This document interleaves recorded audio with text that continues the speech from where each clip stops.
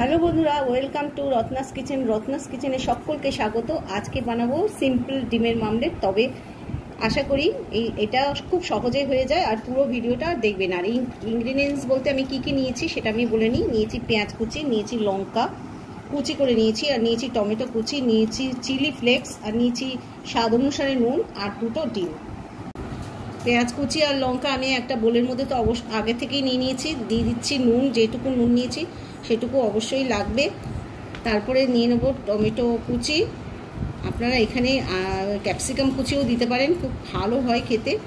আর দিয়ে দেবো হচ্ছে একটু চিলি ফ্লেক্স, এটা দিলে একটুখানি ভালো লাগে, যারা বড়রা খাবে তাদের জন্য ঠিক আছে। আর ডিমটাকে ফাটিয়ে নিচ্ছি, এবার দুটো ডিমই ফাটিয়ে নিয়েছি। এবার ওপর নিচ করে, আর বাটিটা আমার ছোট হয়ে গেছে, আর একটুখানি বড় বাটি নিলে ভালো হতো। যাই হোক, আমি এইভাবেই কিন্তু সব নুন যাতে একদম দলা না পাকিয়ে থাকে সেইভাবে আমি সব মিশিয়ে নিচ্ছি। এবার আমি ডিমটাকে ছেড়ে দিচ্ছি, চারিদিকে একটু ছড়িয়ে দেব। প্রথমেই কিন্তু আমি এটা উল্টিয়ে দেবো না, তাহলে ভেঙে যাওয়ার চান্স থাকে।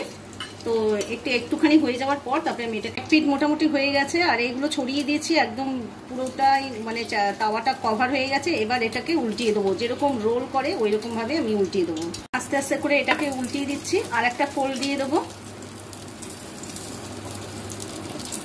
এবার মাঝখানে এটাকে নিয়ে আসবো, ভেতরে যেটুকু কাঁচা আছে ওই আঁচ কমিয়ে কিন্তু সেইটুকু কিন্তু মোটামুটি ভাজা হয়ে যায়, যাতে সেইভাবে কিন্তু এটাকে সময় দিতে হবে। তো ভাজা হয়ে গেলে তারপরে আমি পরিবেশন করে দেখাচ্ছি। আমি সিম্পলভাবে ডিমের অমলেটটা করেছি, কেমন লাগলো? যদি ভালো লেগে থাকে তাহলে অবশ্যই কিন্তু আপনারা শেয়ার করবেন সবার সঙ্গে, আর যদি ভালো লেগে থাকে তাহলে কিন্তু লাইক দিয়ে দেবেন। আর যে সাবস্ক্রাইব করছেন না, প্লিজ আপনাদের সাবস্ক্রাইব করা আমার প্রয়োজন। আপনারা আমার পাশে না থাকলে আমি কিন্তু এরকম নিত্য নতুন কোনো রান্না দেখানোর সাহসই পাবো না। ভালো থাকবেন, সুস্থ থাকবেন, বাই।